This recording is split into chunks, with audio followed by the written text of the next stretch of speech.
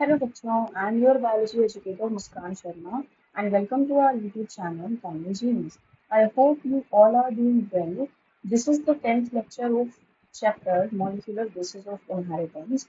In the last class, we discussed about the process of transcription, and in today's class, we are going to discuss about the genetic code. As we have to study about translation, जिसके लिए पहले हमें genetic codes के बारे में पता होना चाहिए. So firstly, we are going to discuss about the genetic codes.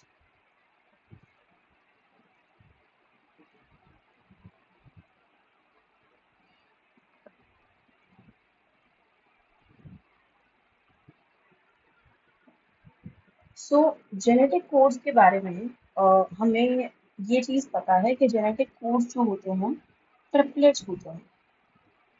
Triplet का मतलब तीन तीन न्यूक्लियोटाइड से मिलकर बने हुए होते हैं. अगर मैं लिख रही हूँ AUG तो ये AUG एक कोडोन है. ठीक है. अगर मैं लिख रही हूँ UAA तो ये UAA एक कोडोन है. ठीक है. तो इसी को हम जेनेटिक कोड बोलते हैं, कोडोन्स बोलते हैं. तो ये जो चीज हमें बताई थी that codon is a triplet, ये बताने का जो काम किया था ये किया था जॉर्ज गेमाउ ने. ठीक है. तो सबसे पहले आए थे जॉर्ज गेमाउ, जिन्होंने हमें ये चीज बताई थी that genetic code is a triplet. अब ये उन्होंने किस तरीके से बताया था. as we know that there are 20 amino acids जो कि हमारी बॉडी में देखने को मिलते हैं, प्रोटीन सिंथेसिस के प्रोसेस में काम करते हैं. 20 अमाइनो एसिड्स होते हैं. वो आरएनए यही अमाइनो एसिड के लिए कोड करते हैं और इन्हीं अमाइनो एसिड्स की वजह से पॉलीपेप्टाइड चेन बनती है विच फॉर्म्स द प्रोटीन. तो अब जॉर्ज गेमाउ ने बोला कि हम अलग अलग कॉम्बिनेशन लेके चलते हैं जिससे हम ये फाइंड आउट कर सकें कि कितने ऐसे कॉम्बिनेशंस नेसेसरी है जिससे कि हमारे 20 अमीनो एसिड बन सके. तो अगर हम ये कंसिडर करके चलें कि जो कोडोन है it is made up of a single nucleotide, तो उसके लिए वी हैव टोटल 4 न्यूक्लियोटाइड्स. 4 तरीके के हमारे पास नाइट्रोजनस बेस होते हैं. तो अगर हम 4 की पावर 1 लेके चलें, यानी कि हम ये मान के चले कि कोडोन जो है एक सिंगल न्यूक्लियोटाइड से बना हुआ होता है, तो हमारे पास सिर्फ 4 कॉम्बिनेशन होंगे like A U C and G. तो इन 4 कॉम्बिनेशन से सिर्फ 4 कॉम्बिनेशन पॉसिबल हैं. इन 4 कॉम्बिनेशन से 20 अमाइनो एसिड बनना इज नॉट पॉसिबल. फिर इन्होंने कंसिडर किया 4 की पावर 2, यानी कि जो कोडोन है एक पेयर में एग्जिस्ट करता है, डबलेट है, like AU, AC, AG, UC, इस तरीके से एंड सो ऑन. तो इस तरीके से भी अगर हम देखें तो सिर्फ 16 कॉम्बिनेशन पॉसिबल है. इन 16 कॉम्बिनेशन की हेल्प से भी 20 different types of amino acids बनना is also not possible. Then उन्होंने लिया 4 की पावर 3, यानी कि codon is a triplet like AUC, AUG, UCG and so on. तो अब अगर यहाँ पे हम देखें तो अगर हम 4 to the power 3 लेके चलते हैं तो इट्स वैल्यू विल बी 64, यानी कि यहाँ पे 64 कॉम्बिनेशन पॉसिबल हैं. और 64 कॉम्बिनेशन तो 20 अमाइनो एसिड के लिए आराम से कोड कर सकते हैं. तो इसी चीज से ये चीज पता हुई थी, ये चीज प्रूव हुई थी that codon is a triplet. और ये बताया था हमें जॉर्ज गेमाउ ने कि कोडोन जो होता है एक ट्रिपलेट होता है. ये थी पहली चीज. अब हम आ जाते हैं दूसरी चीज पे. हर एक कोडोन एक स्पेसिफिक अमाइनो एसिड के लिए कोड करता है. अगर हमारा एक कोडोन एक अमाइनो एसिड के लिए कोड करता है तो वो हमेशा उसी अमाइनो एसिड के लिए कोड करेगा, किसी दूसरे अमाइनो एसिड के लिए कोड नहीं करेगा. ठीक है. दूसरी चीज, इट इज पॉसिबल कि एक अमाइनो एसिड के लिए एक से ज्यादा कोडोन्स कोड करें. ये चीजें कुछ एक्सपेरिमेंट से पता चली थी जो कि एक्सपेरिमेंटली प्रूव की गई थी हरगोबिंद खुराना और मार्शल निरनबर्ग ने. ठीक है. उन दोनों ने इन चीजों के बारे में हमें बताया था with the help of their experiments. तो सबसे पहले आए हरगोबिंद खुराना. हरगोबिंद खुराना ने यूज किया एक एंजाइम जिसका नाम था पॉलीन्यूक्लियोटाइड फॉस्फोराइलेज. Polynucleotide phosphorylase. ठीक है. अब इस एंजाइम में क्या ऐसा स्पेशल था? ये पॉलीन्यूक्लियोटाइड फॉस्फोराइलेज, मैंने जब ट्रांसक्रिप्शन का प्रोसेस बताया, मैंने बताया आरएनए पॉलीमरेज जो होता है डीएनए को एज अ टेम्पलेट यूज करता है और तब आरएनए बनता है, क्योंकि वो डीएनए डिपेंडेंट आरएनए पॉलीमरेज है। लेकिन ये जो पॉलीन्यूक्लियोटाइड फॉस्फोराइलेज डेवलप किया था, ये enzyme DNA independent, template independent manner में आरएनए बनता है।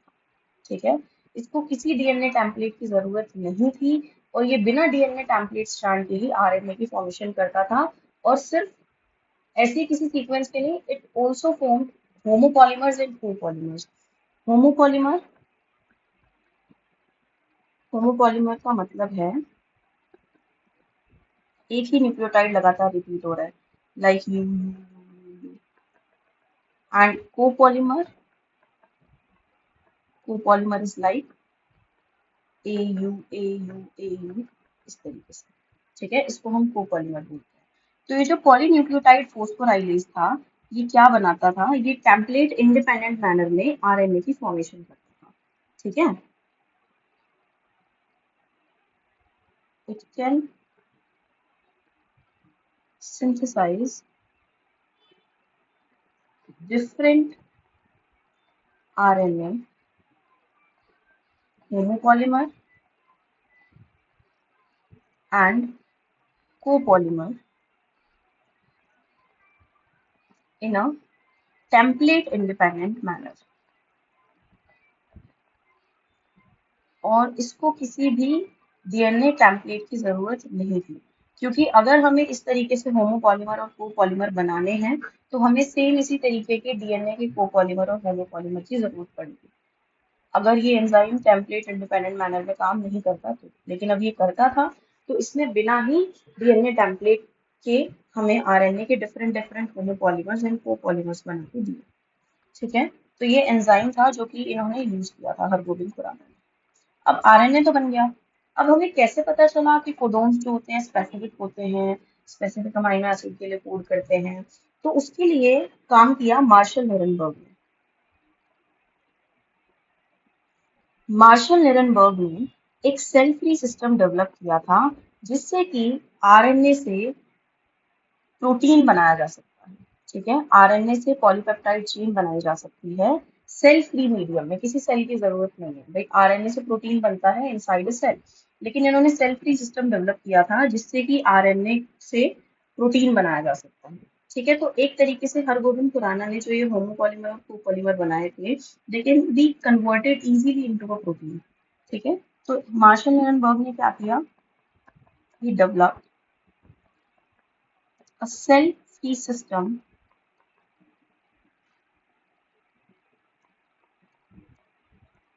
for protein synthesis। तो इससे क्या कर सकते हैं कि हरगोबिंद खुराना ने जो पॉलीन्यूक्लियोटाइड फॉस्फोराइलेज एंजाइम यूज करके होमोपॉलीमर्स एंड कोपॉलीमर्स डेवलप किए थे, उनको हम आसानी से प्रोटीन में कन्वर्ट कर सकते हैं, और ये पता कर सकते हैं कि कौन सा कोडोन किस अमीनो एसिड के लिए कोड करता है। तो ये कुछ साइंटिस्ट थे जिन्होंने कंट्रीब्यूट किया था जेनेटिक कोड्स के बारे में स्टडी करने के लिए। Next, what we have to discuss is salient features of genetic code.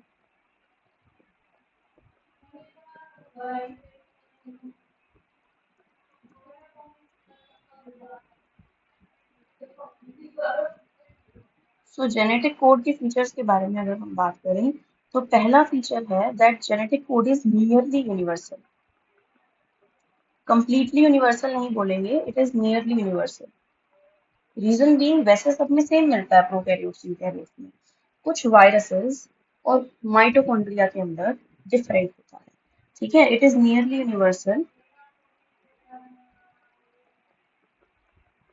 Accept in some protozoa and mitochondria, इसीलिए इसको नियर यूनिवर्सल बोलते हैं। It is not completely universal.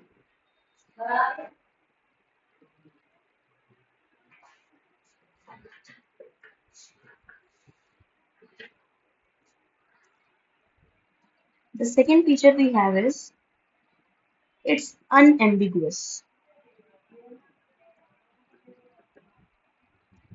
Unambiguous. Unambiguous का मतलब है कि एक अमाइनो एसिड जो होता है वो हमेशा एक कोडोन से, यानी कि एक कोडोन जो है वो हमेशा एक ही अमाइनो एसिड के लिए कोड करेगा।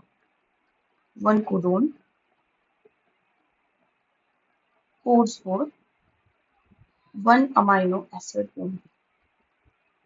फॉर एग्जाम्पल, अगर हमारा AUG जो है ये कोड करता है मिथ्योनिन के लिए, ठीक है, methionine is an amino acid. AUG हमारा मिथ्योनिन के लिए कोड करता है, ये हमेशा मिथ्योनिन के लिए ही कोड करेगा, मिथ्योनिन को छोड़ के कोई दूसरा अमाइनो एसिड ये नहीं बनाएगा।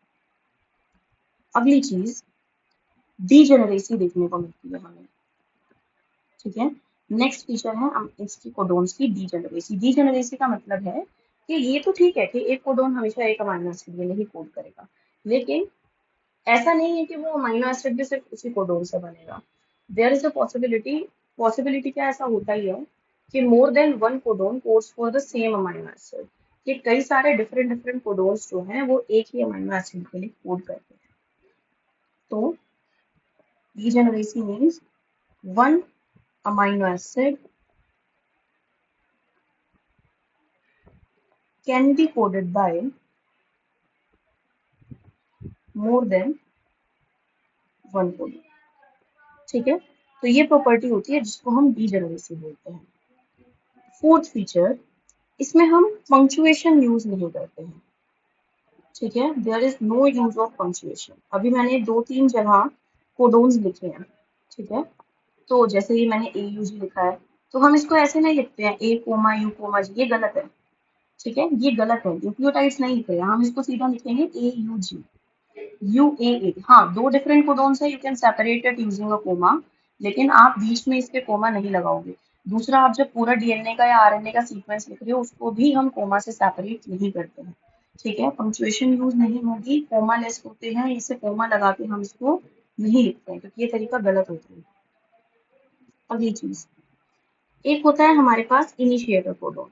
जैसे हमने ट्रांसक्रिप्शन के प्रोसेस में प्रोमोटर सीक्वेंस, टर्मिनेटर सीक्वेंस पढ़ा था, सेम उसी तरीके से in the process of translation we have initiator codon और स्टार्ट कोडोन, जो कि इस प्रोसेस को इनिशिएट करता है, ठीक है, जहां से ट्रांसलेशन का प्रोसेस स्टार्ट होता है। तो जो इनिशिएटर कोडोन होता है वो होता है AUG which codes for methionine. तो जो ये हमारा AUG है ये स्टार्ट कोडोन होता है और ये मिथ्योनिन के लिए कोड करता है। तो एक तरीके से हम ये भी बोल सकते हैं कि जितनी भी पॉलीपेप्टाइड चेन होती है ऑलमोस्ट सबका जो फर्स्ट अमाइनो एसिड होता है वो मिथ्योनिन होगा, ठीक है। क्योंकि ये जो मिथ्योनिन है हमारा, ये कोड AUG जो होता है ये कोड करता है हमारा मिथ्योनिन के लिए। मोस्ट कॉमनली AUG देखने को मिलता है, ठीक है। उसके बाद next we have is stop codon. Stop codon या टर्मिनेटर कोडोन इसको हम बोल सकते हैं। स्टॉप कोडोन तीन होते हैं, एक है UAG, एक है UAA और एक है UGA। इन तीनों कोडोन्स को हम स्टॉप कोडोन और नॉनसेंस कोडोन भी बोलते हैं। नॉनसेंस क्या होता है? ऐसी चीज जिसका कोई सेंस ना हो, तो इसको हम नॉनसेंस कोडोन इसीलिए बोलते हैं क्योंकि ये तीनों अमाइनो एसिड किसी भी अमाइनो एसिड, ये तीनों कोडोन्स किसी भी अमाइनो एसिड के लिए कोड नहीं करते हैं।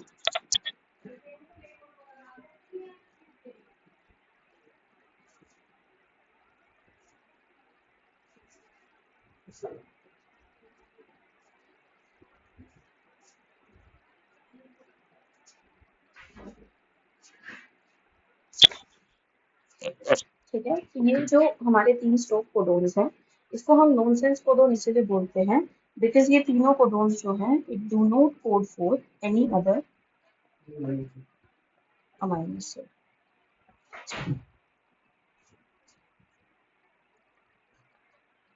ठीक है। That's why it is known as a stop codon या फिर नॉनसेंस कोडोन हम इसको बोलते हैं। तो ये कुछ फीचर्स थे जो कि हमें जेनेटिक कोड्स में देखने को मिलते हैं। और एक फीचर जो मैंने स्टार्टिंग में बता दिया था, that genetic code is a template, या फिर हम बोल सकते हैं codon, not genetic code, we say that codon is a template. So here we have some features of genetic code. ये फीचर्स हमें जेनेटिक कोड में देखने को मिलते हैं। कुछ चीज़ें और जो कि हम ट्रांसलेशन के प्रोसेस से पहले पढ़ने के लिए ज़रूरी हैं, वो मैं आप लोगों को यहाँ पे बता देती हूँ। जैसे कि हमने आरएनए के बारे में पढ़ा था, तो हम क्लासेस ऑफ आरएनए के बारे में और डिस्कस कर लेते हैं।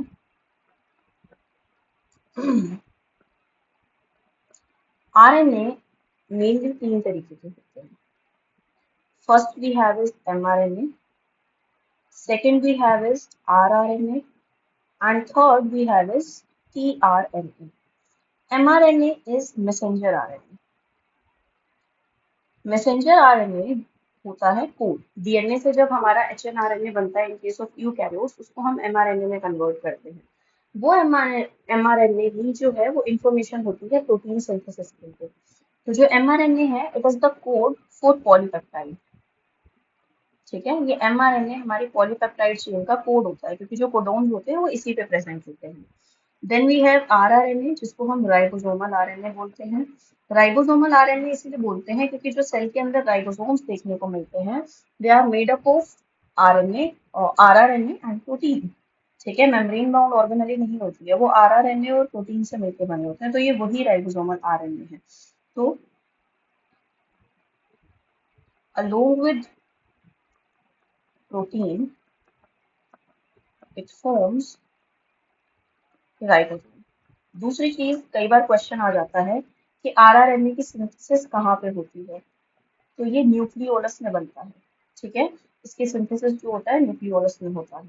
And the last we have is tRNA. TRNA stands for transfer RNA. इसको ट्रांसफर आरएनए इसलिए बोलते हैं क्योंकि इसका काम होता है अमाइनो एसिड्स को ट्रांसलेशन की साइट पर लेके आना।